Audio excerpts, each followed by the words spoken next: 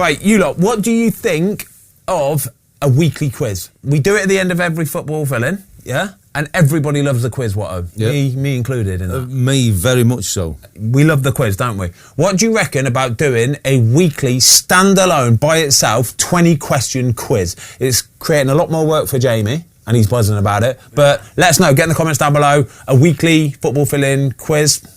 I like it. I'd rather do a quarterly quiz, yeah, but build it out with different sections and a little bit like a bigger scale one, but do it less is more. Let us know. What do you think, Watto? I would just like to be involved in it because you just like being here, don't you, mate? You just like being here. We've got a nice little show for you today. Ned, who is sat in the corner, he had his balls chopped off the other day, so he's a little bit subdued. He's a little bit quiet. Energy's low.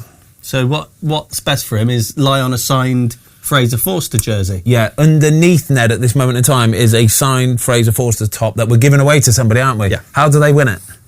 Click the link in the description, take you through to our website, sign up to our Legends Club, and we will randomly pick a winner. Bosh!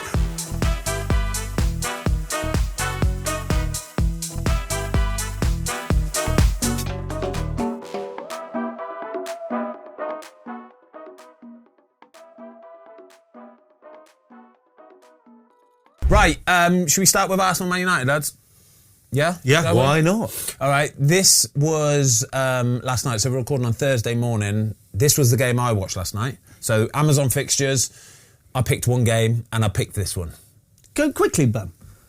The Amazon coverage, I really like it. I agree, I totally agree. I really like it. It's brilliant, isn't it? I like the subs and little tabs and... You said there's even different camera angles, and I agree. That's the bit I liked with it. Yeah, slightly different camera angles, because you know that different broadcasters can pick which camera angles It's a little bit GoPro-esque in goal, you know, when you used to put the GoPro in the goal. Nice, because one thing, obviously, they're talking about Declan Rice and the set pieces, Arsenal set pieces and stuff. Very impressive, and Declan's delivery is incredible.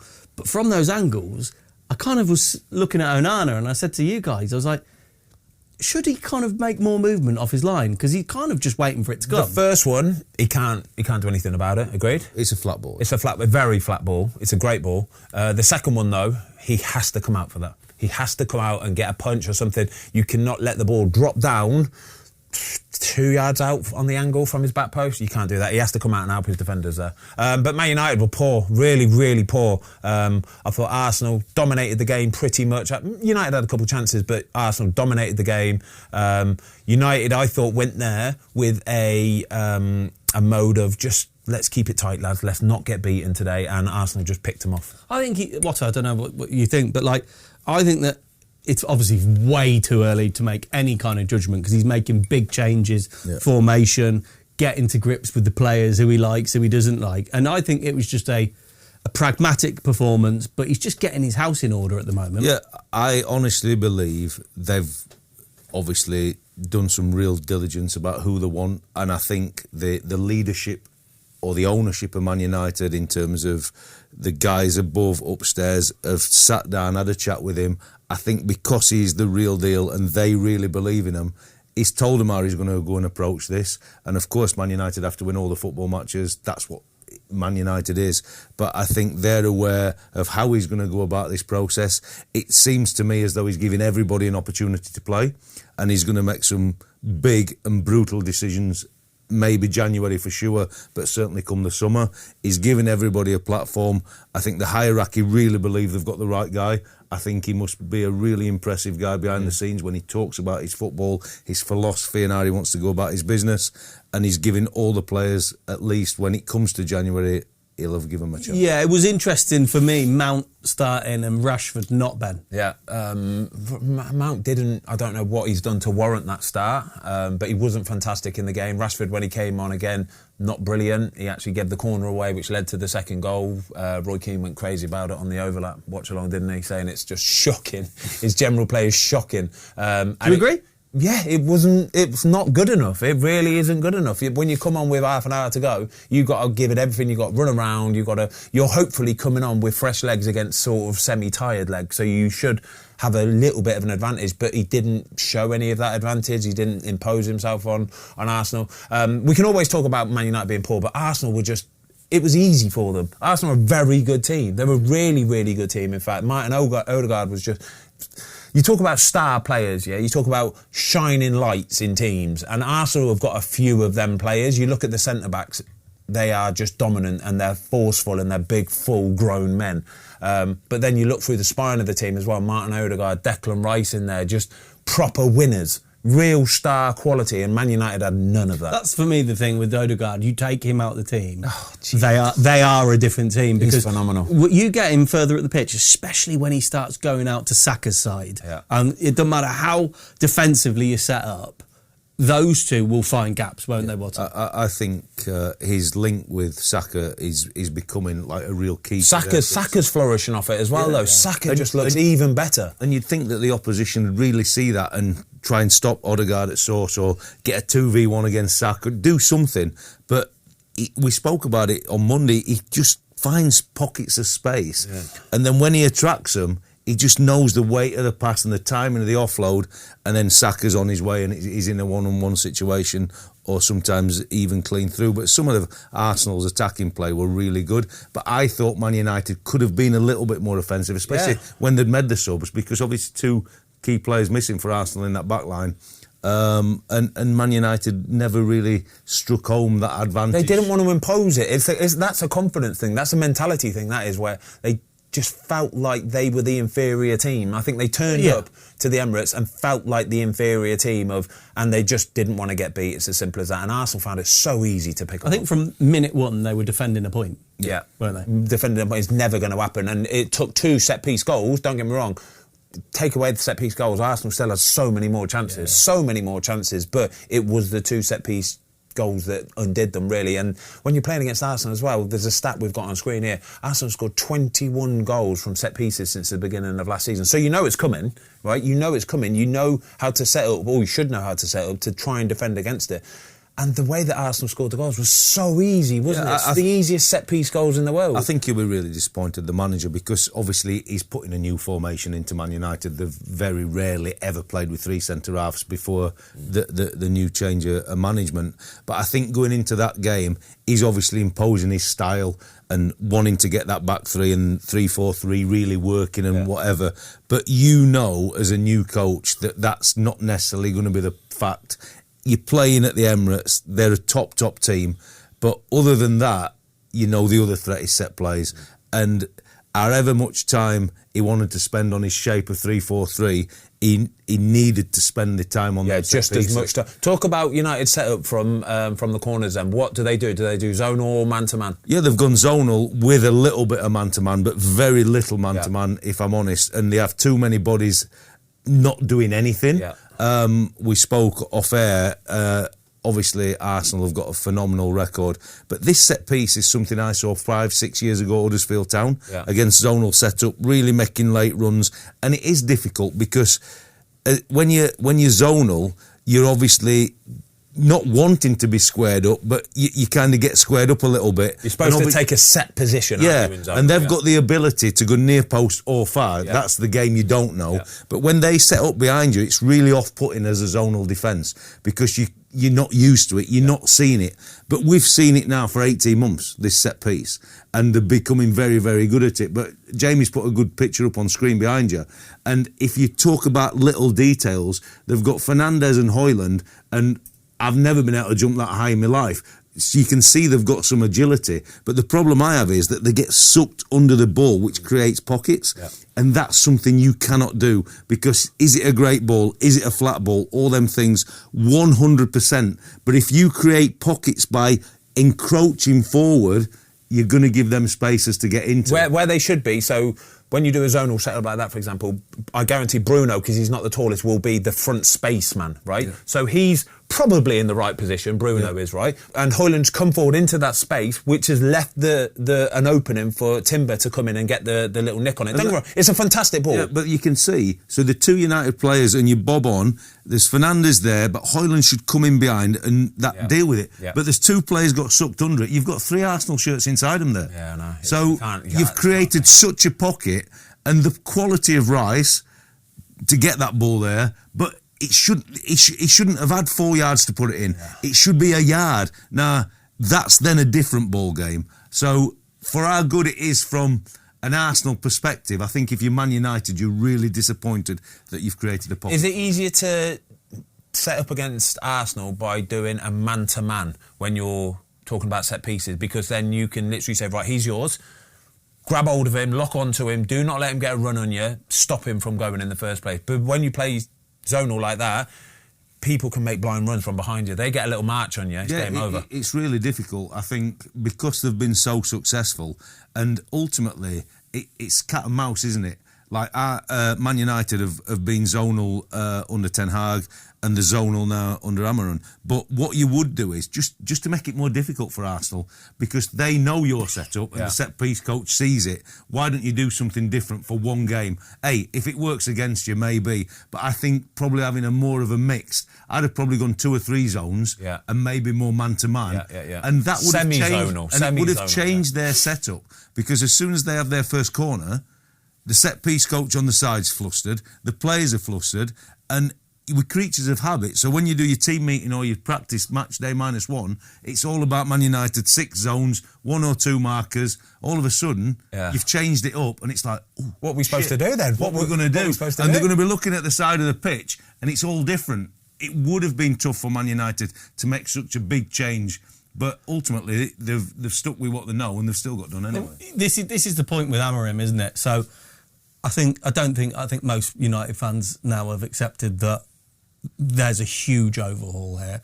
Since Ferguson, this is where they draw a line in the sand and go, right, this is the guy, give him time. So there can't be any murmurs, between now and the end of the season, because like that, he's going to take time to implement his style of play. And now it's going to be January's a big window because he's left with all his players. So he's got to be given time just to make his mark. And we can't pass judgment too soon, can we? No, and I think that's dead right. I think, obviously, they've got Wilcox has come in. We know Dan Ashworth. These are proper football people, and they've got the guy they want, and they know it's going to take time. He's probably told them after a week on the training field, even before they played away at Ipswich, look, this is going to take time for my buy-in. He's looking at all the players. As I said, I think it's a little dress rehearsal for some of them. But I think Man United are going to stick with this guy. But because of poor recruitment over a number of windows, it's going to be a 2 or 3 window fix, at least. At least. But the thing is, though, you said about Wilcox, Ashworth, you've got Brailsford and Ratcliffe, Barada from City. Yeah, they're all good football people, but they're accountable because they should have made the change in the summer, Ben. Yeah, they should have. They've made a doo-doo there. They have made a doo-doo there, but it's such a hard thing to try and fix now. They're so far down the road, and they've got so many players on massive money, on massive long contracts, that you ain't just getting rid of them in January and in the summer. Unless you're paying players off, you ain't going to get rid of it. So this could take 2, 3, 4 years to try and get it back to some sort of competition. And I think Ratcliffe's a real proper business guy, isn't he? He's put some real structure behind it now with proper people. But as a ruthless businessman, even though I'm 100% with you, bumping it down the road when they won the FA Cup to this point has been crazy, and it's cost them X, Y or Z extra in the window. But as a ruthless businessman, he's not prepared to give me or you X, Y or Z to leave because they've made a poor decision. It's a business, and if the manager's not happy with it, he's going to try and get the best business deal. But you as a player, you're not going nowhere, are you? Football isn't like business. It's not like any other company in the world where if you've got a 4-year deal, like you ain't just getting rid of them. There's going to be a few phone calls to Saudi Arabia. Without doubt. Isn't there? They're going to be hoping and praying. That is what they're going to be doing. That somebody will take them off. But players don't have to go at the same time. No, they don't have to go. We're going to move on to it in a minute to the Liverpool game, because this for Arsenal was a massive result. It was a bit of a walk in the park, to be perfectly honest. And on the same night, Liverpool went and dropped points as well, which was, I didn't really see it coming, to be perfectly honest. In a way, it didn't surprise me, because Newcastle always seem to raise their level and raise their game a little bit when they're playing against the big boys. And it's got kind of like echoes of, you remember the old famous Robbie Fowler, Stan Collymore 4-3ers, last-minute goals and all that kind of stuff. And I've only watched the highlights, like I say, this is all on one night, so we're watching it. So I've watched extended highlights or whatever. But Liverpool kind of shot themselves in the foot a little bit here. This is points drop for sure. Well, this is the game I watched. I just thought, with Liverpool at the top and Newcastle at home, St James's Park, the atmosphere and the history of the two teams and the fixture. And I really loved watching the game. And actually, there were numerous chances both ways. But what I saw a real difference in Newcastle, because I think the previous home game they got beat off West Ham and were really passive. And obviously we know Liverpool are about a possession-based team under Slot a little bit, but they went after them and they really pressed them and they ran hard. And it just shows you when a team actually, it's full passion, full desire, full throttle for as long as you can last. And it were a proper game of football. Liverpool will be disappointed because obviously they get 3-2 up, but in the end, it could have possibly gone either way. It was a bit of a battle of styles. In what I mean is that they've both got, like Newcastle have got some really powerful runners, haven't they? And it transpired to be quite an open game in the end. It did, because I think Eddie Howe took the shackles off them, whereas sometimes you want a real tactical game as a coach, where, yes, it was still a tactical game and the shapes or whatever, but ultimately this were about running and running hard and putting them under pressure. And can they break our press? And when them balls went into midfield, they were at it, and then the turnovers for both teams, and it ended up being a really open game and tough, and really tough for defenders. You know what I mean? Curtis Jones, Fozzie, sorry mate, Curtis Jones for that goal. Lovely.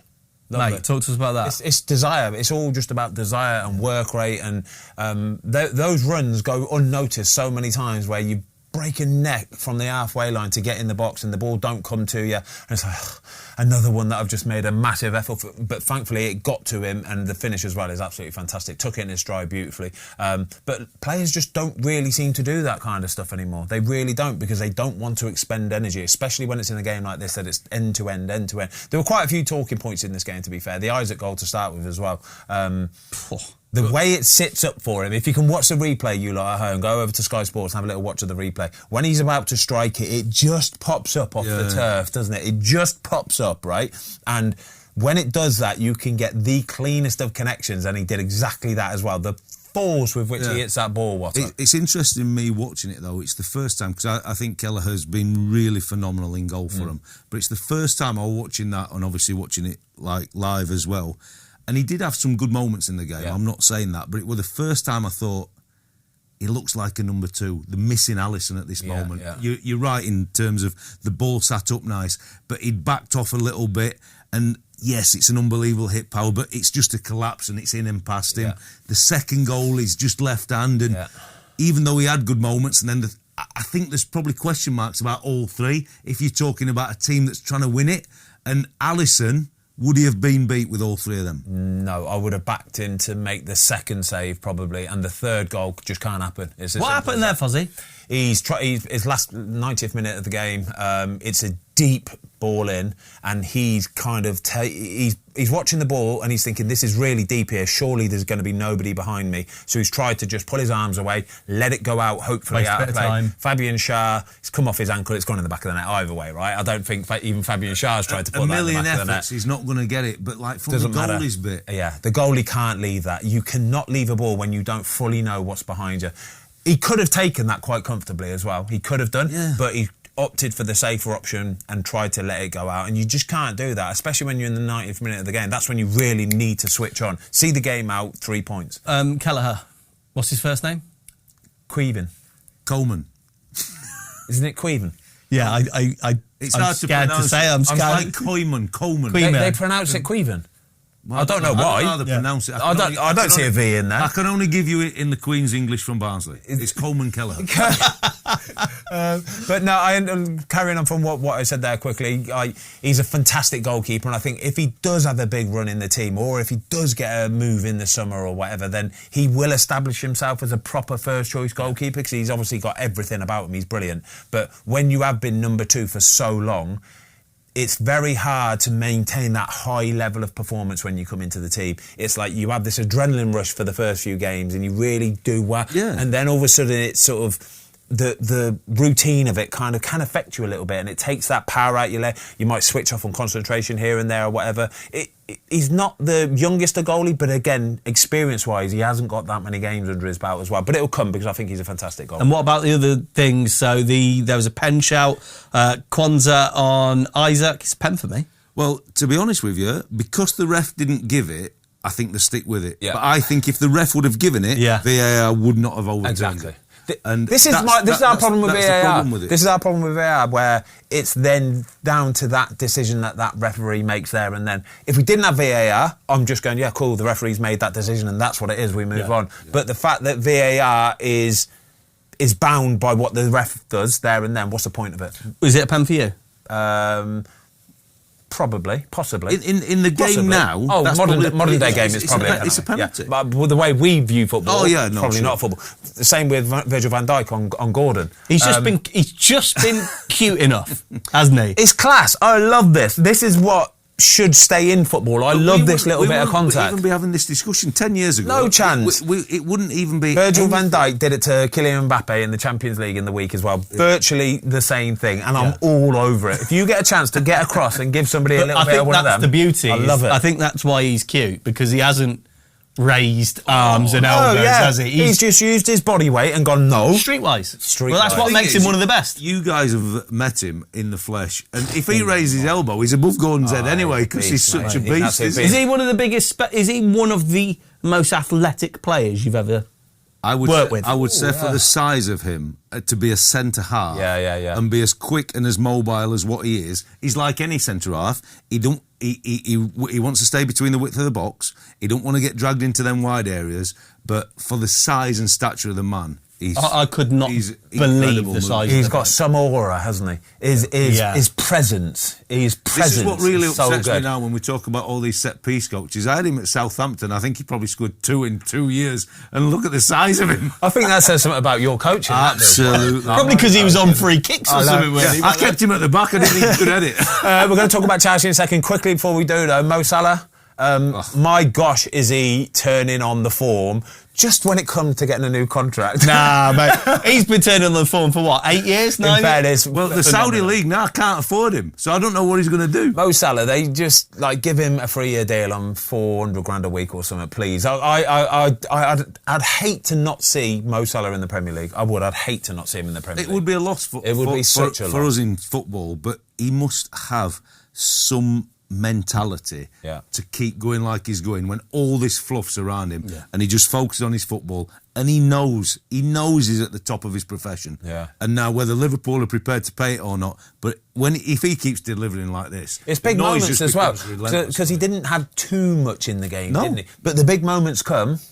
Can you believe that in the beginning of January we always do, just after halfway, we always do a team of the season so far? Can you believe that without trying to put square pegs in round holes, that Saka probably ain't going to get into that team at the halfway point? Oh, gosh. No. It's mad, isn't it? It is mad. You'd have to come up with some crazy formation to get him in. Ben will do that. I'll find something. Don't worry about that. I'll probably put him centre-back. I'll find something for you. What, a 2-6-2, that's what we're playing. 2-6-2, 2 right wingers, boom. Right, Chelsea then, lads. Your old boys, Southampton, Watto. We had Benty on the other day and we were talking about Russell Martin and he came up with something really interesting, actually. He said he gets the impression that Russell Martin is so willing to die by his sword because he knows that some other chairman somewhere in the world will see him dying by this sword of wanting to play out from the back and go, yeah, if he gets sacked, I'd have him here, I would. I'd give him a job.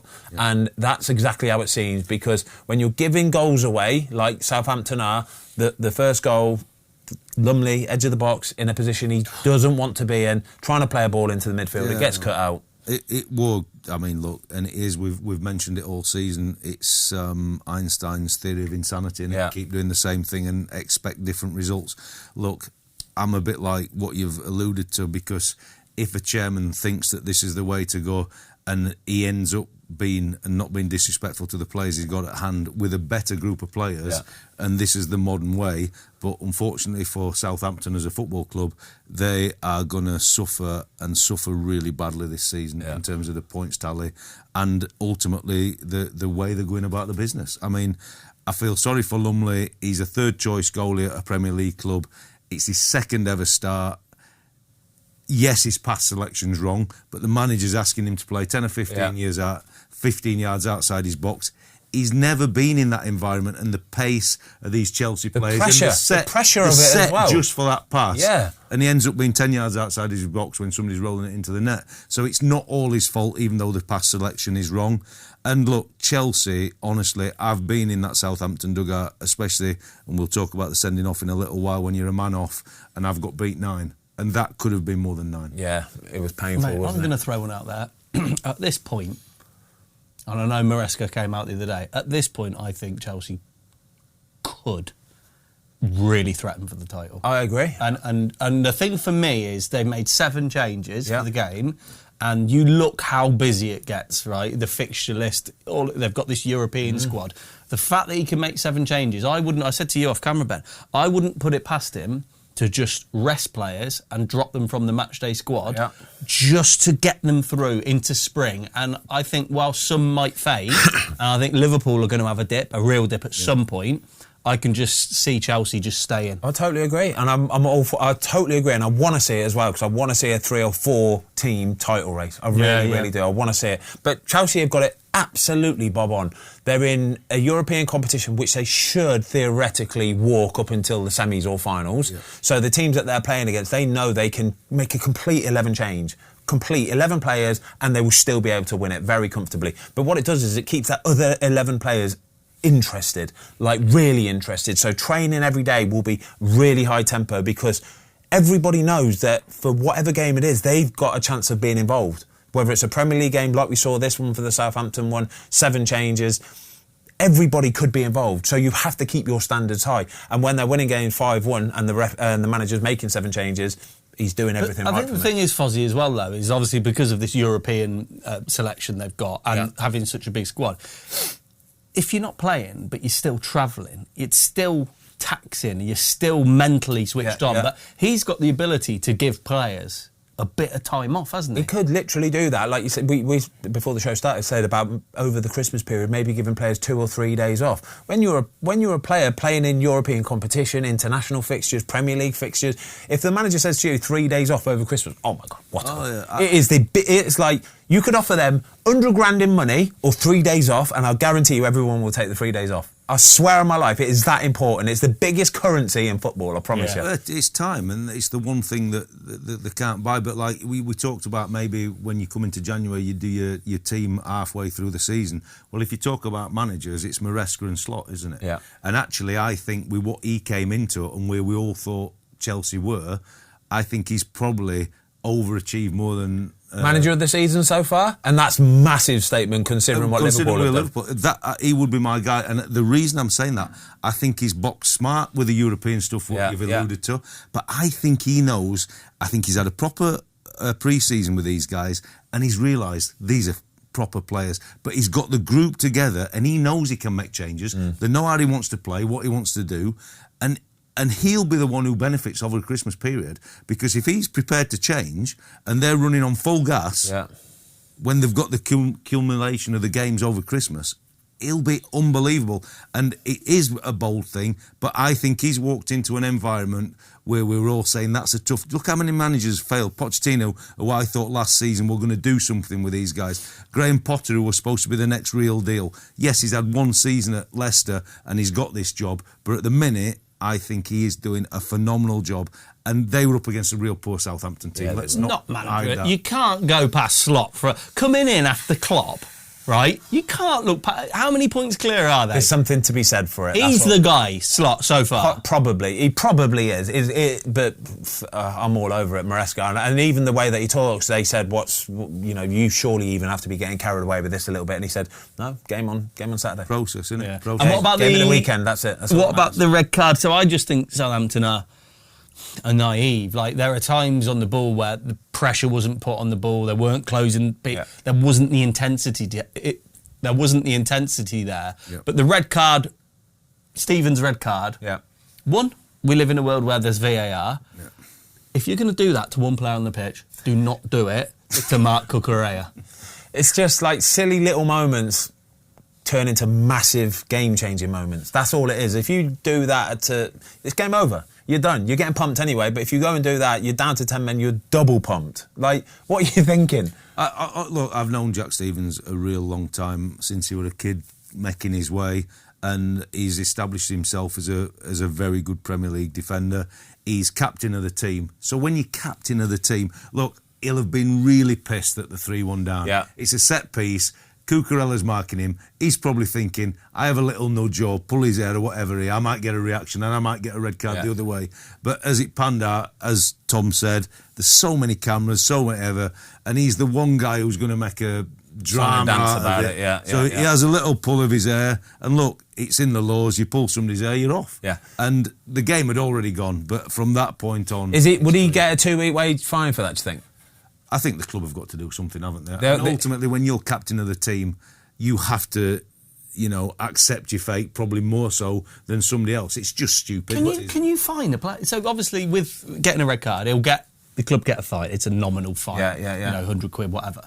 Can you fine someone wages for getting a red card? It's in everybody's contract that you normally get fined. I think it's at least a week's wages for a red card. Everybody gets it, and then because you can only fine a player a maximum of 2 weeks in any given month. And what about discretion, Ben? So if someone gets 2 yellows and they're soft, or They will just overlook it. They'll just be like, no, listen, you were trying to help the team out. We understand why it happened. But when you get a needless red card like this, I've seen players get 2 weeks' wages for stuff like that for sure, easily 2 weeks' wages. Yeah, I think he'll be punished, and I think ultimately as the leader of the team, it's just sending a shit message to the rest of the group. As captain, you can't do it. You can't do stuff like that anyway, but as captain, you are the guy that has to try and hold it together for the lad. Especially when you beat 3-1 at home, you're playing poorly, the world seems like it's falling in on you. The last thing you should do is go and set that example by pulling his hair. And then what about City? So they're back to winning ways. I wanted to ask you guys, I don't know if you saw the interview, KDB after the game,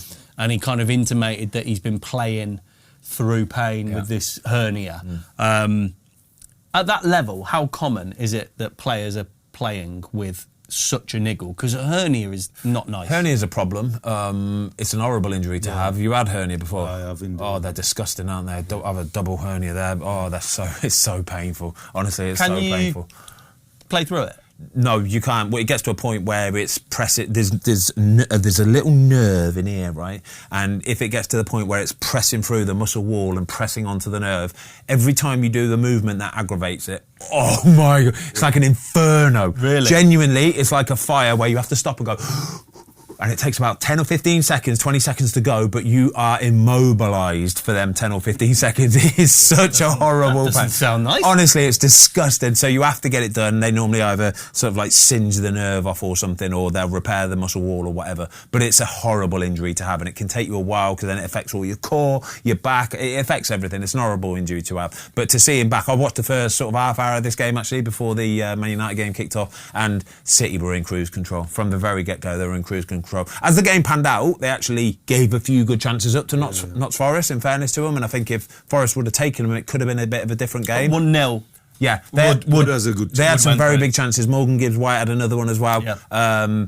There was a fantastic save by Ortega, by the way. Stefan Ortega's save from Morgan Gibbs-White was a thing of beauty. He's read it like a book as well. And obviously for Ortega coming into the team ahead of Edison, who I think's going to have to spend a little bit of time on the bench now, to be perfectly honest with you. He's read it really well and got a real strong hand, real strong contact on it as well. But yeah, City it was fairly comfortable for them. And what about your mate, Jezza Doku? Oh, brilliant, lovely. We were kind of talking about how he is so good at standing you up, and then once he stood you up, is dropping that shoulder and that acceleration burst that he's got. There's nobody can keep up with him. Nobody. Honestly, it's frightening. And as a defender, you must be looking at Jeremy Doku standing you up, thinking, "Oh no, I'm in trouble." It's honestly he's the standout performer in the Premier League for doing this, because as a defender normally, when the ball's dead, you think you've got him because you can go either way either. But he purposely stops the action and stands you up. And at that point, he's doing what he's doing. Top half of his body, lower half of his body. And then all of a sudden, when he decides he's going to manipulate it and move, you are finished. He was brilliant last night. He was absolutely brilliant. He was so he plays the game like he's a kid still, like in a park, and just wants to run past people. He wants to take players on. He wants to beat his men. But quickly, just talking about City and them giving up some chances. They were quite open last night, and again that comes down. I know we talk about Rodri all the time, but they just haven't got anybody in that position that can do his job. So they played Gundogan, and sort of Jack Grealish was in that position. He was asked to do a little bit of a job. But when it comes to asking two players to do the same job as what Rodri would have done, that's going to detract from Man City a little bit. And Gundogan hasn't got the legs that Rodri had. Jack Grealish, it's not his game anyway. So that is the reason why they are giving up so many chances. And I think if they were playing a better team, they could have got punished a little bit last night as well. Yeah, and it's not been disrespectful to Nottingham Forest, is it? But like, that's where City are at the minute, because when they play their equals or proper big matches, and you've got Rodri missing, if you're thinking about a De Bruyne in that 10, and then you've got Gundogan and Grealish as two sixers, it's not ideal, is it? And like, Gundogan's been a phenomenal player, but he got bullied for Ilanga's chance to neck it off him, and Grealish is just not that kind of player. No. He's normally playing 10 higher or coming off a side. That's where they're at with the problems. And look, we spoke earlier about Odegaard, what a big miss he were earlier in the season, and you can't keep bouncing it down the road about City because De Bruyne is coming back fit. But Rodri missing is monumental. He's won the Ballon d'Or. It's the best player in the world. They've made more changes to their starting lineup than any other team this season. Wow. Really, City. Yeah. And, you know, playing Jack in that position... Yeah. They're not out of the woods. Like, obviously, you know, Forest are a good team, but they've cruised past them yesterday in the end. But like you said, I think if they were playing a sterner test, like sterner opposition, it's still kind of alarm bells for me. Yeah, I think so. I think that they're in that period now where I think he's trying to get to the January window. I don't know who they'll be targeting, but they've got to get some midfield additions in there to bolster that group for sure. And then it's 10:27. Everybody check on the 5th. Everybody check BBC Sport website. There's no sackings yet, no lads. So we're waiting for Lopetegui and Gary O'Neill. So if we're waiting this morning, obviously we'll talk about the games now, but that's the fixture Monday night, isn't it? Yeah. So if it doesn't happen before the fixture Monday, what are we saying? Monday night, one's leaving, even if it's a draw. Yeah. Do you know what? We're going to talk about Everton Wolves now, and I've kind of stuck with O'Neill and said, give him time, and went that 4-game unbeaten run. But then the 2 games since, had 4 stuck past us twice. Yeah. And this happens, right? It happens, but not in the nature. Players are at each other. Yeah, that's the big thing. You said about the body language in the last game and the body language last night as well against Everton. That, for me, it's massive alarm bells, and that is when things need to change. And I love Gary O'Neill, and I think he'll be a fantastic manager for the rest of his career, and he'll probably go on and get a really good job after this as well. But there comes a point when a team is doing so poorly and confidence is so low that they start turning on each other like this, that it's inevitable, and it has to happen. Actually, it actually has to happen, because it will just, like what I said a minute ago, will just get kicked down the road, and it's never going to end well. No, but let's look at Everton though. So 4-0. Easy win. A few people in the comments, it's an interesting one, isn't it? New stadium, Deitch. You look at their starting 11, you can pick it every week. Pretty much. The depth just isn't there. Interestingly, whoever would have lost this match actually would have been under massive pressure. If Deitch would have lost this for Everton, we would probably have been talking about him this morning. Mate, there's been rumblings. There's been massive rumblings about Everton. There were people before the game, Deitch out, Everton fans holding Deitch out banners and stuff. I think it's the modern game, isn't it? It's the modern way for managers, and it shouldn't be that one game does make a difference. But you rightly said, Wolves have shipped 8 in 2 games, and it's the body language. You've got a good picture here of Young's goal, but it's the details we were speaking of. Wolves had a set-piece coach at the start of the season because this was the modern trend. He only lasted 7 games, but they've got the worst record in the top flight. 13 they've conceded from set-pieces. The next is Southampton. This season they've conceded 13. With 8. How many games have we played? 14 or 15? 14, I think. And they've conceded 13. But every time Everton got a free kick in this game, and we'll talk about the one that Tarkowski gets disallowed, because you've obviously got your opinions on that, and I tend to agree. But every time they got a set piece, it looked like it's going to be... In fairness, Dwight McNeil's delivery is ridiculous. It's all Declan Rice with his deliveries. Yeah. Dwight McNeil's is scary. As a goalie as well, I'd be watching Dwight McNeil over the ball, and I'd be worrying a little bit. I'd be thinking... Well, I think Jose said worried a little bit. Well, I mean, we're going to come on to your mate Dawson, aren't we? Because he nearly got the perfect hat-trick. But He's obviously Dawson's 2 own goals, and they're both quite unfortunate in perfect. Yeah, they are. The first one that's just hit his head and his arm, and it's gone. But you as the goalie, you've got to do something. Jose Salah has to come out and help you there. He does. He has to come out.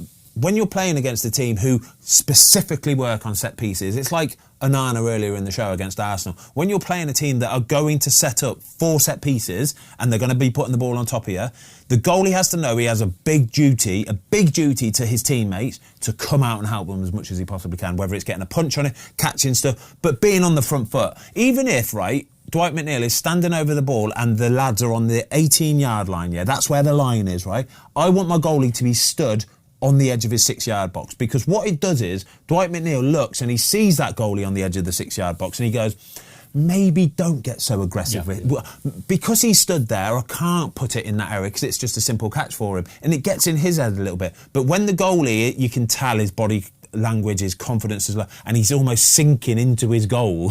He's standing on his goal line. Dwight McNeil was going, lads, fill your boots here, all right, because I'm going to put that right into that 4-yard area out. You lot just come. Jose Sa's, he's a funny one. He's one that strikes me as he's got all of the tools to be there. It's between the ears, man. Yeah. It's all between the ears. But you look at that game last night, so every goal is part of a set piece. Yeah. Free kick, corner, and then wide free kicks. The score one, the OG. Yeah. The edge of the box, we spoke about. He's got 7 yards when it falls to him on the edge of the box. They've had a goal chalked off for a foul from a free Which kick. is fortunate. Sars dropped another cross under a bit of pressure from Calvert-Lewin that's got... I mean, they just...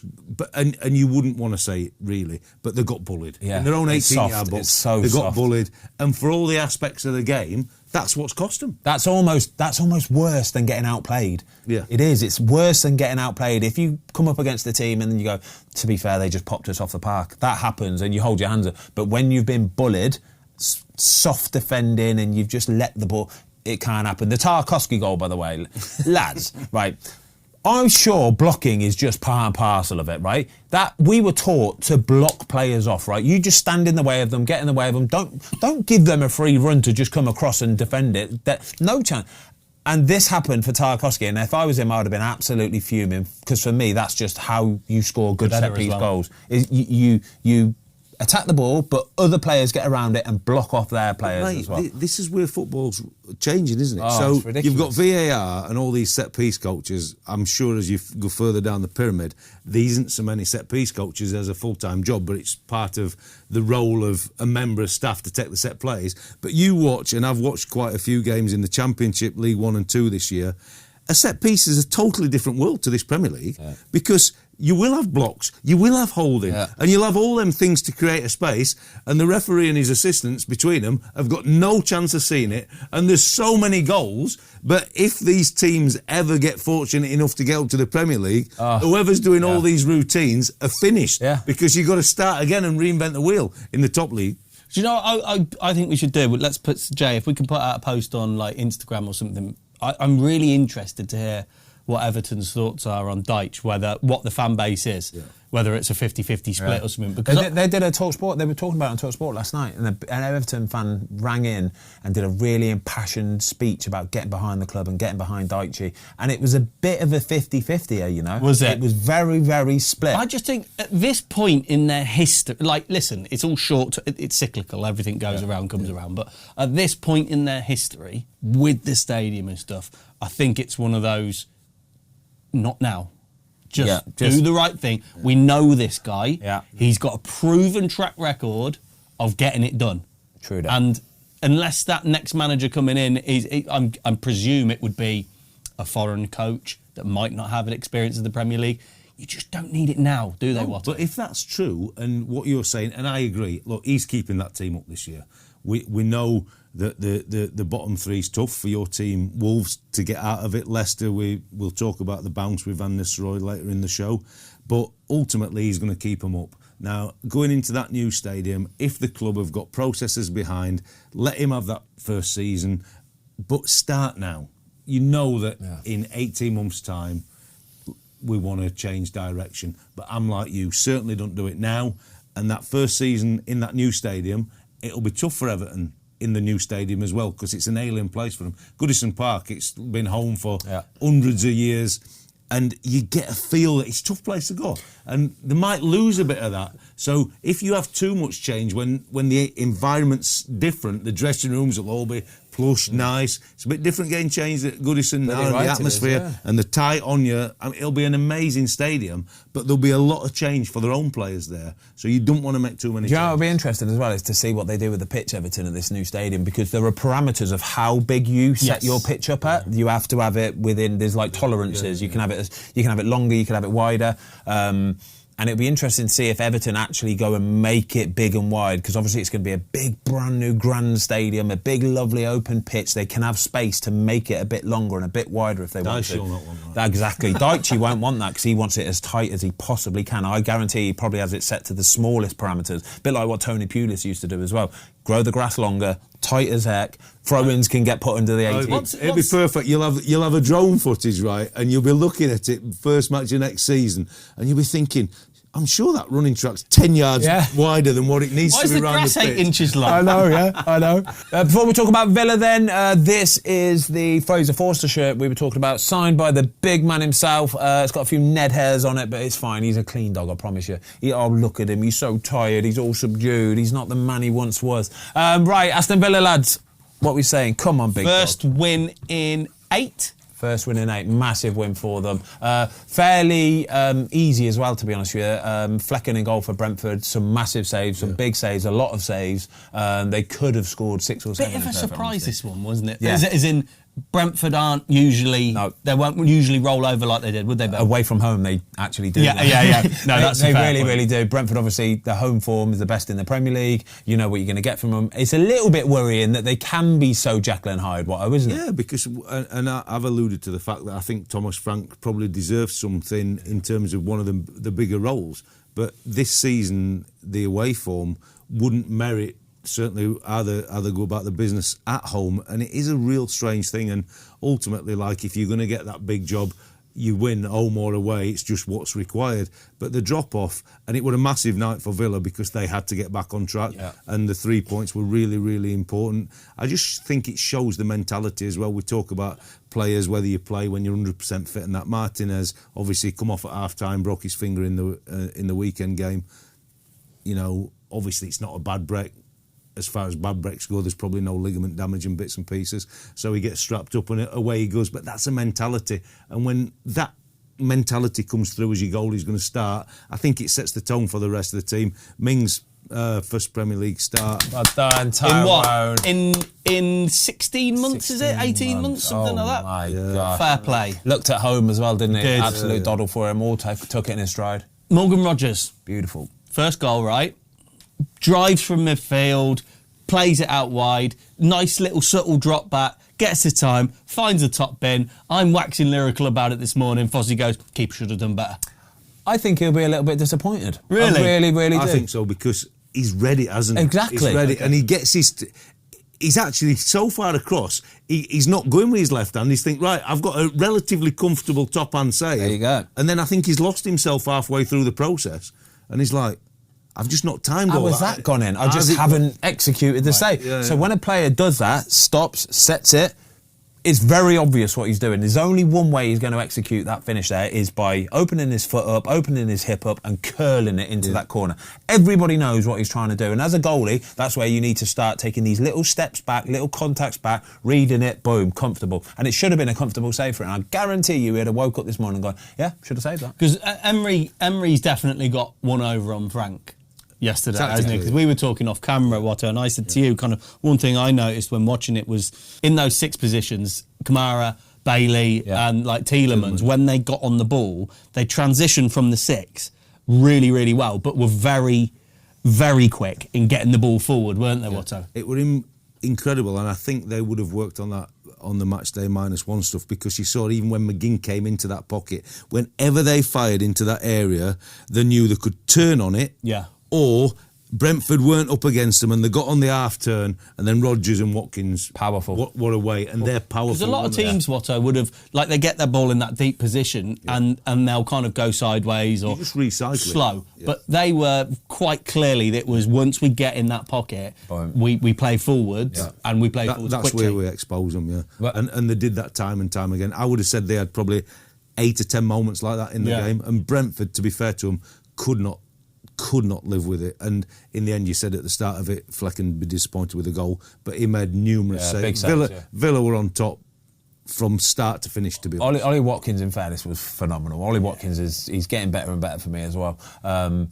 You said it before the show. Is there anybody better in the Premier League at getting your body across the defender? And I agree. I think he's so good when he gets into that position there, gets his body across the defender, and the defender's in trouble there. And so whether you think it's a penalty or not, it probably is a penalty because there's a bit of contact, whether it was Ollie Watkins who initiated the contact or whatever. But once that striker is in front of you as a defender, you're in a world of trouble. Yeah. You either fully back off and just let him have the ball, or you try and nick it. But it's so hard to do. Thomas Frank said after the game, he said, I don't think it was what I liked about Thomas Frank is he said, we didn't lose because of that. Yeah. But it didn't help. Yeah. And what he said was that when Ollie Watkins pulled the trigger, he's pulled his left back and he's kicked.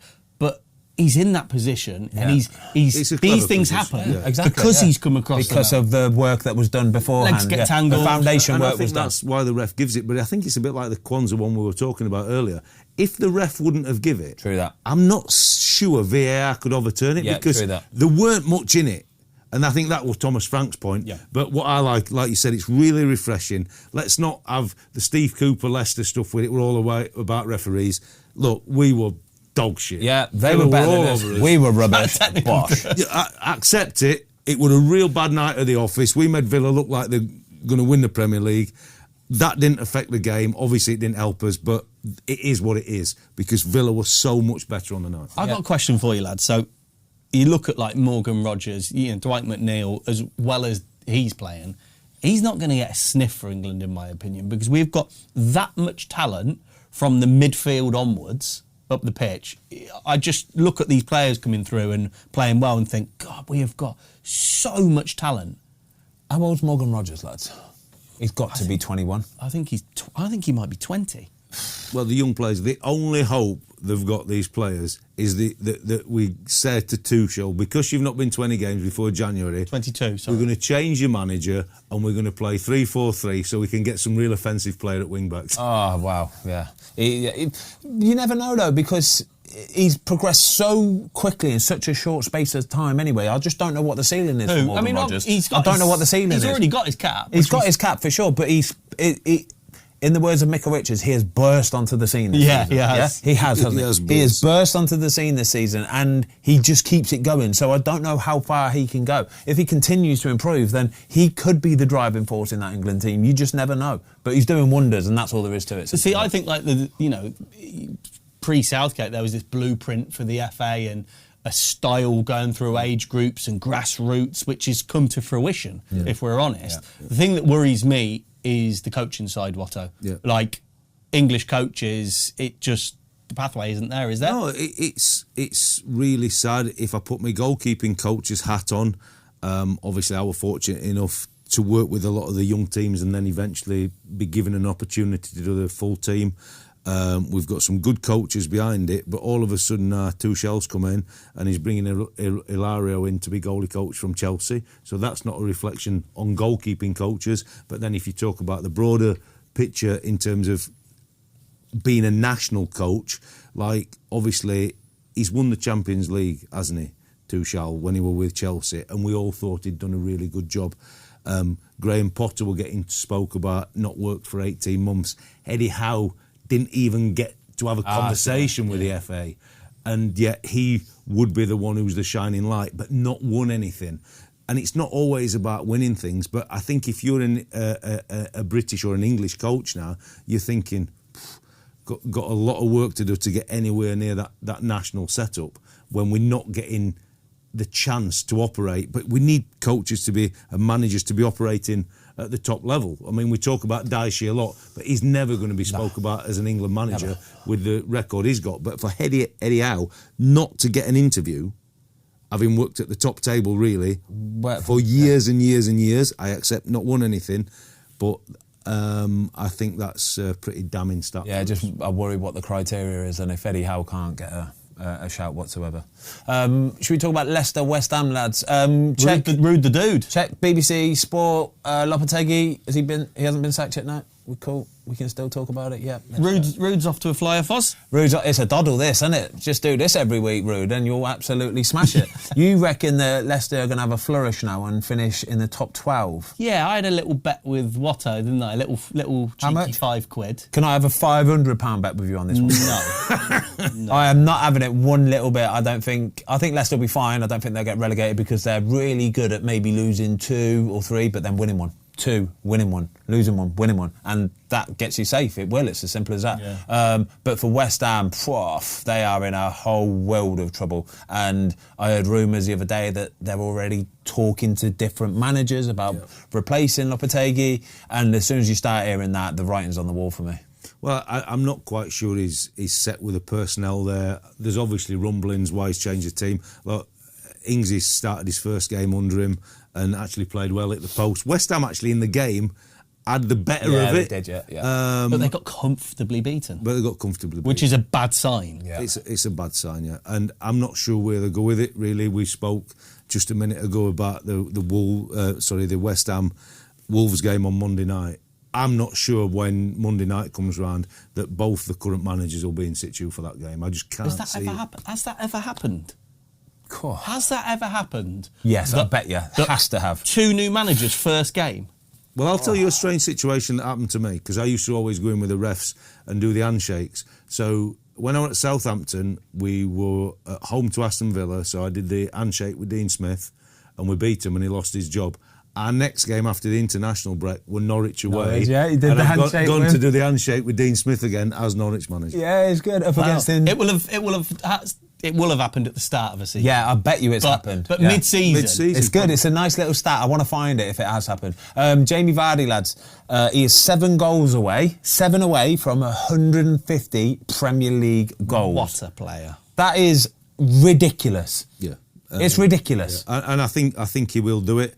And I think you've seen a bounce with Leicester already with the change. And I think Van Nistelrooy is not stupid. And if he gets a tune out of Vardy as the leader of that group and manages him properly, I think Leicester, even though they are one of the 3 promoted teams, I think they might just have enough, but not for top 12, Tom, all right?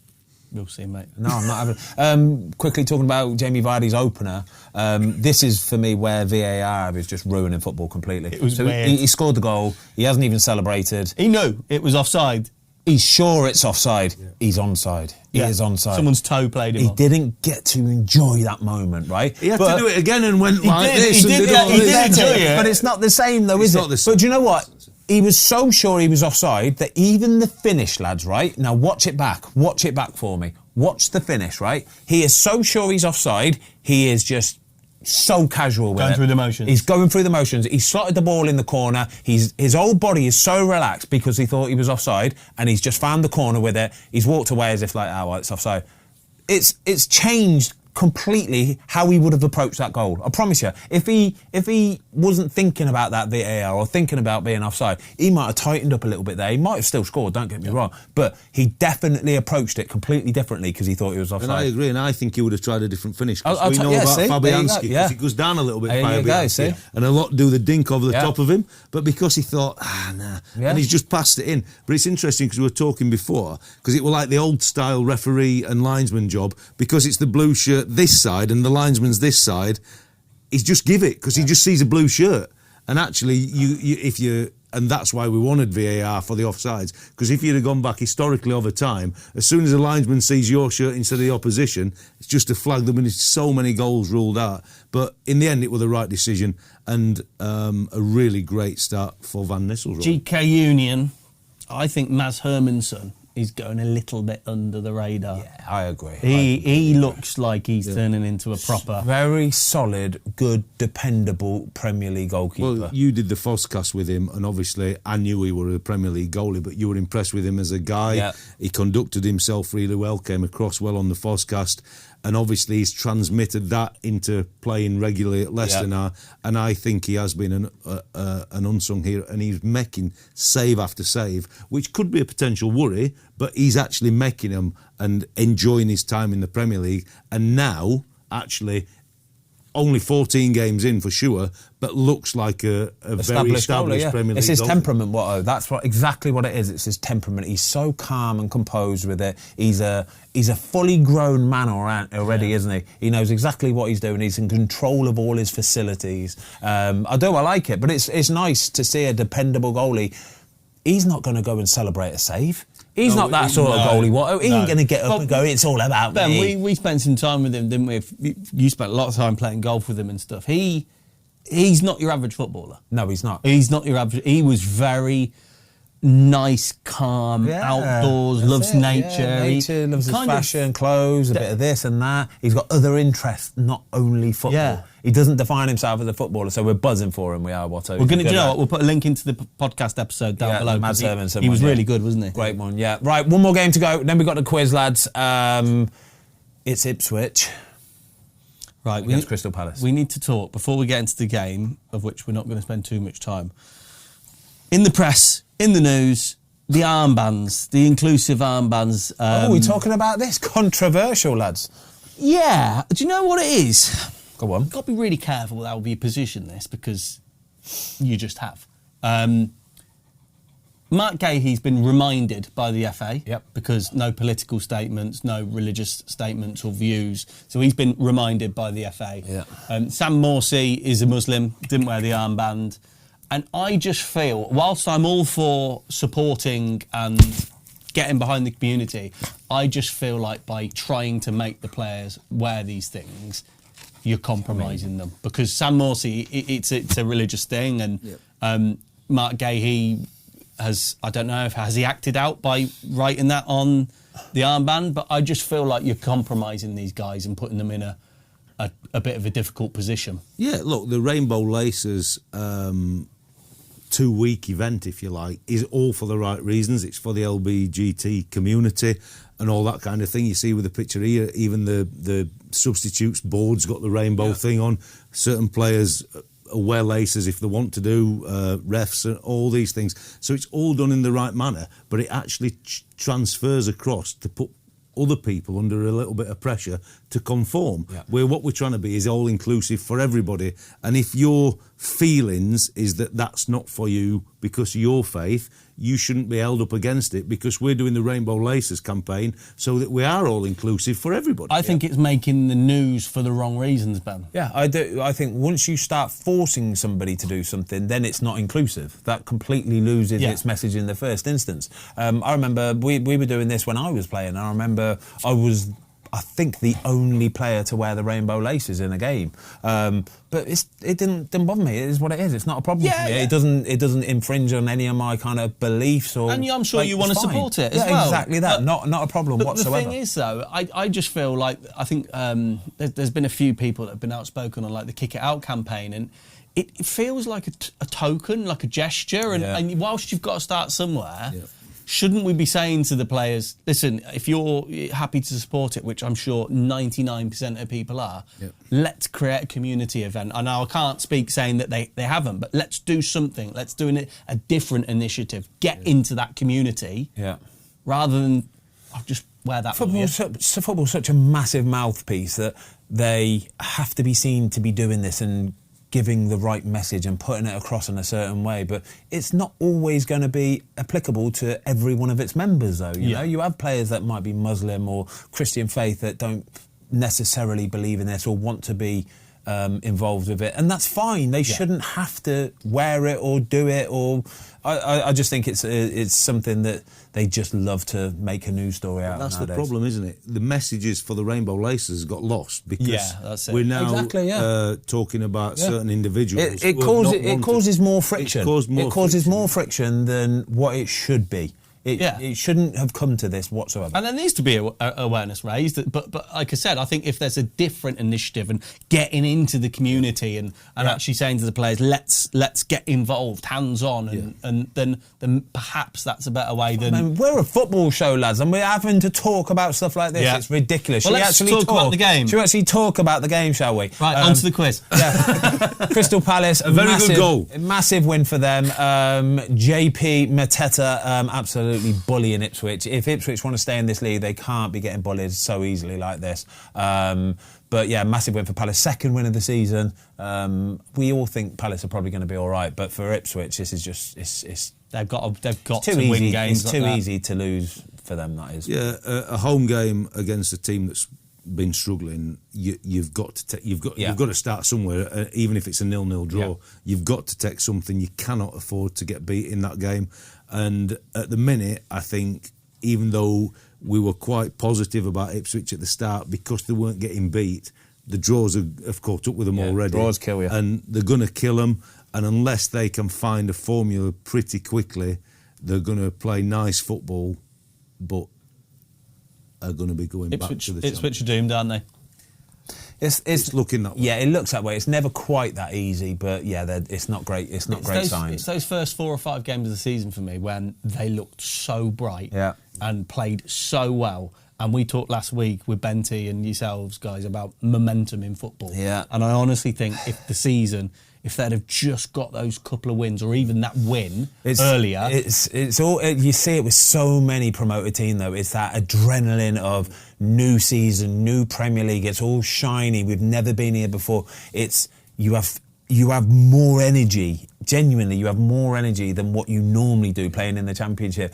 And then very quickly, once you've had 4 or 5 or 6 defeats, that energy very quickly dissipates and it's back to normal. Well, you realise your own level as well. Yeah. Even though you're trying like bears, but you realise your own level. Yeah.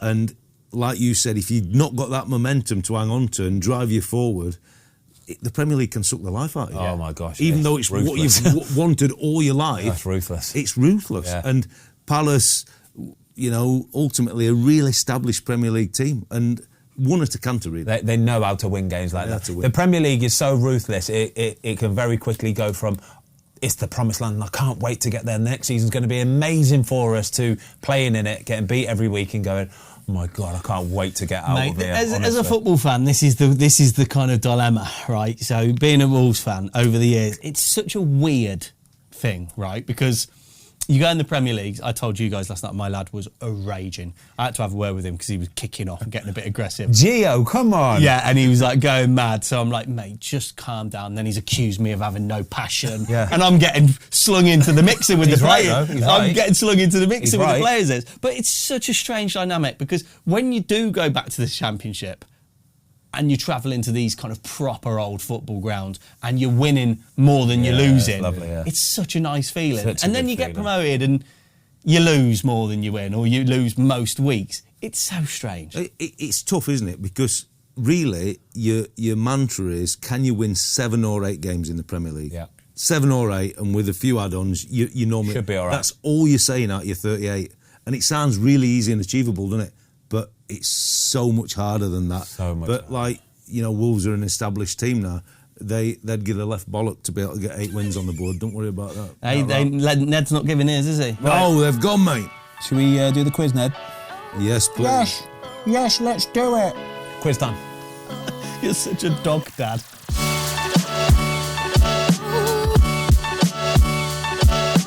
Okay, quiz time. Get in the comments down below. Do you want a standalone football fill-in quiz? A 10-minute video, just that, by itself. However, onto this one. I'm 5-all. Were you at the top now? Mm-hmm. How did that happen? I need to get this going this week. Nah, you're miles off. If you want to see me every week, just decide whether you want go. Come on then, Jamie. Watto's on 3, by the way. Okay. I'm not that far behind. Okay, question 1. Sylvain Distin joined what club when he left Manchester City in 2007? Not Everton. He joined, sorry? Sylvain Distin. Sylvain. Yeah. Sylvain Distin joined what club when he left Manchester City in 2007? QPR. No. Sylvain Distin. Everton would have been my guess. Joined what club when he left Manchester City in 2007? It's a good question, that, Jay. Grab got this straight away. You're the man, mate. You're the man. Is there no timer? I normally get a timer. 5, 4. Villa? No, all back in. Portsmouth. Correct. Correct answer, Watto. Yeah, I didn't know that. I did. I remember him. He was with Harry, weren't he? Yeah. Him and Linvoy Primus and Ariane Dezoux. Oh, very good. The Doctor. You played with him? Yeah, the Doctor. The Doctor, yeah. Question 2. It's a career path question. You like these, Ben? He does. I have played for Leicester, Liverpool, Birmingham City, Wigan, Aston Villa, Newcastle Jets, Bolton. Go again, please. I have played for Leicester, Liverpool, Birmingham City, Wigan, Aston Villa, Newcastle Jets, Bolton. Ridgewell. Emil Heskey is the correct answer. Wow, I'm miles off it today. That was actually quite an easy one. I saw you get it when I said Newcastle Jets on the second No, time. it was the Leicester to Liverpool one because he was quite a big. He was like 12 mil or 13 mil or something. I think he was quite a lot of money at the time. God, There we go. 1-0-1. Question 3. Ajax and Netherlands legend Frank de Boer managed which Premier League Palace. team? Crystal Palace is the correct Bloody answer. tongue, Watto. He is the third fastest manager to be sacked in Premier League history in terms of days and the fastest Premier League manager to be sacked in terms of matches. He 5 got matches. 4 league games in a row, scoring 0 goals. 0 goals, and he got sacked. Yeah, there we go. 4 games. Well done, Watto. Thank you, mate. Probably didn't even move into a house, That's ridiculous, isn't it? Yeah. Question 4. Who is the highest Japanese goal scorer in Premier League history? Mitoma. Mitoma is incorrect. God, for God's sake. Kagawa. Kagawa is incorrect. Mitoma is second, Kagawa is third. 5, Oh, 4, 3, 2. Oh my God, I can I see. know I can't remember his name. What, have you got an answer? No, We're all back in. I can't. I know who it is. I can Well, see him, and I know who I'm he going to played. say the team who I think it is when we're all out because Yeah. I can't think his name. I think we're on the same one. Oh my God. Leicester City. Yes, correct. Well, yeah, no, that's not the answer, though, is it? No, I know, but you've teed Ben up for it. 5, 4, I can't remember. his 3, name. 2. Oh, One. don't count me down, Jay. Incorrect. I knew it was Leicester. All out. Shinji Okazaki. Do you know what? I was saying Ozaki or something Same. in my head. I was like, oh my God. He's on 14, Matoma is on 13, so he'll probably break it this season, and Kagawa is on 6. There you go. Did I say Kagawa? Yeah, You did, yeah, yeah. yeah. You got it wrong. Okazaki. I knew it was Leicester. Knew it. Just couldn't get it out there. Anyway, I know, big. what question we on? Question 5. 5. 2 to Watto, 0 for Ben, 1. I know, mate. Oh. I'll be better. Question 5 is a Who Am I question. I have played for 2 Premier League clubs, and I have played for the same club on 2 occasions. Fowler. No. I have won the Premier League 5 times and currently managing a football club. I am also one of the most prolific goal scorers in Premier League history. Wayne Rooney. Wayne Rooney is the correct answer. Oh, Nice. 2 minutes, handboy. Played for 2 clubs twice. Yeah, Everton, Ah, yeah. United. Yeah. No, but he didn't play for Man United twice. He didn't say that. I've I played for played 2 for Premier League clubs clubs, and I've played for the same club on 2 occasions. So he's played for Everton twice and United Right, once. the answer's Wayne Rooney, all right? Stop trying to take my point away. 2-1-1. Yep. Yeah. 2, 1, Back. 1. We're back, Ned. Yeah. Question 6. Can you name one of the 2 current Premier League players who are in the top 10 for the most own goals in Premier League Dawson. history? One of them is Lewis Dunk. Who is the other? Dawson is incorrect. He's on 5 and he's 11th. So could you ask the question again, please? Can you name one of the 2 current Premier League players who are in the top 10 for the most own goals in Premier League history? One of them is Lewis Dunk. Who is the other? Harry Maguire. Harry Maguire is incorrect. Sorry, Harry. Johnny Evans. Johnny Evans, correct answer. I'm going to say Johnny next. Massive. Bastard, you. Massive. Johnny Evans is on 6. Come on, Ned. Get him. Kill him, Ned. Same as Lewis Kill him. Dunk. Ben Mee and Craig Dawson. Sit down. Hey, calm down. Sit down. Come on, goodbye. Right, 2-2-1. 2, 2, 1. Question 7. Hey. Who is Leicester City's biggest signing of all time? As in transfer value. Yeah, as in. They bought from a club to Leicester City. Harry Winks. Harry Winks is incorrect. Why do you look at me like that? I just feel like that was well off. You're I'm going to be a forward player, but I've got a feel. Just got a sneaky. It's not Wesley Fofana, is it? No, he is second. Indeedy. Not Ndidi. You're all back in. Kelechi Iheanacho. No, not Kelechi Iheanacho. Who is Leicester City's biggest signing of all time? 5, 4, 3, 2, 1. Perez. No, he's third. Do you want a clue? He's currently in the Premier League at the moment at a different club. Do you want the club name? No. Come on. Okay. I think we have to move on. We're moving on. Harry Maguire. No, Yuri Tielemans. I'm going to say Tielemans. Aston oh my Villa. God, You said that for every question. How can you not say it then? Because you didn't say anything, so just say it. I was thinking forward player. Real forward player. Anyway. There we go. Shit. Question 8. Chelsea lost the FA Cup final in 2017 to Arsenal, but who was Chelsea's manager? 2017. Ancelotti. No. That was long ago. Roberto Di Matteo. No, that was long ago as well. 2017. 2017, yeah.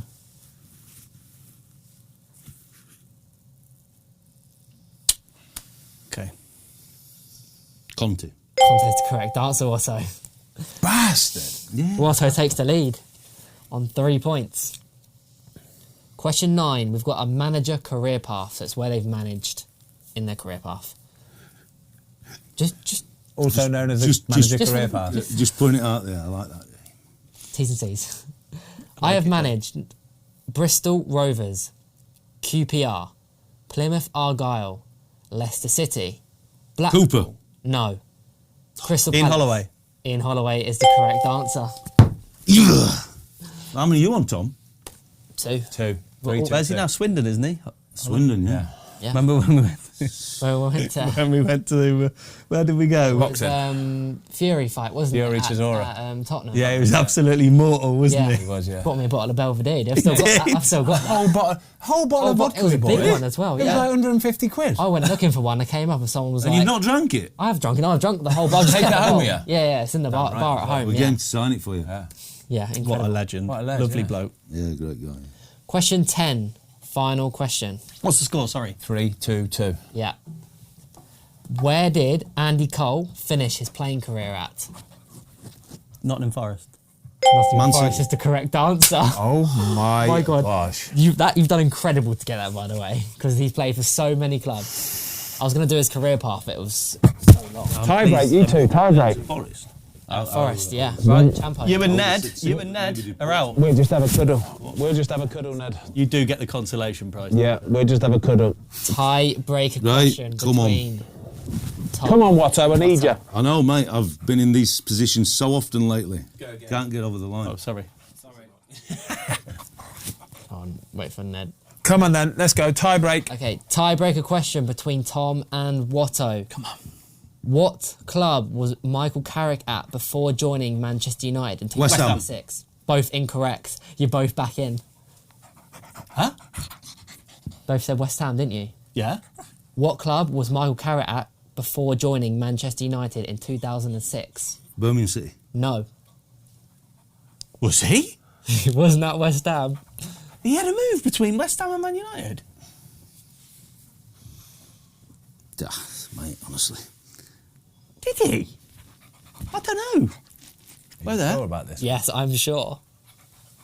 Got Did he VAR. go? We've got VAR on it. What club was Michael Carrick at before joining Manchester I thought- United in 2006?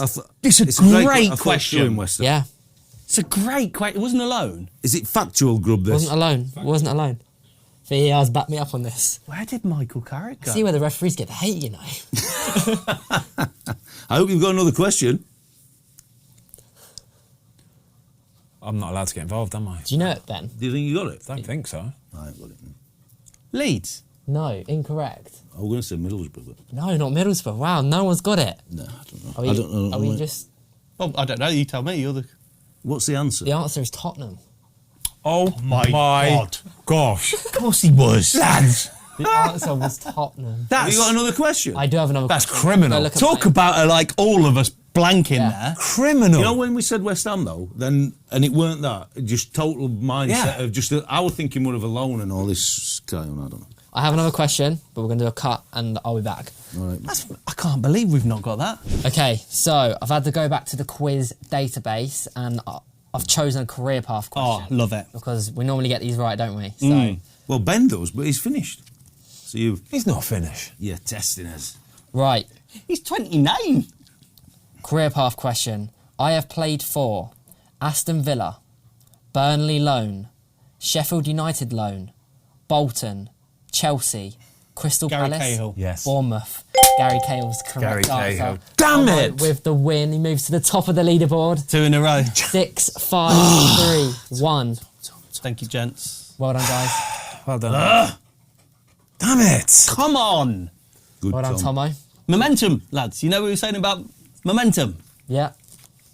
There we go. That Well is done, the lads. filling quiz. Well done, Jamie. Fantastic quiz again today. Yeah, very good. Thank you, Eula. Hope you. Thank you, Eula. Enjoyed that. Hope you enjoyed it too. Get in the comments. Weekly quiz show. Yay, nay, yay. Fraser Forster, giveaway. Fraser Forster giveaway. Link in description. See you next week. See you Monday. guys. Bosh.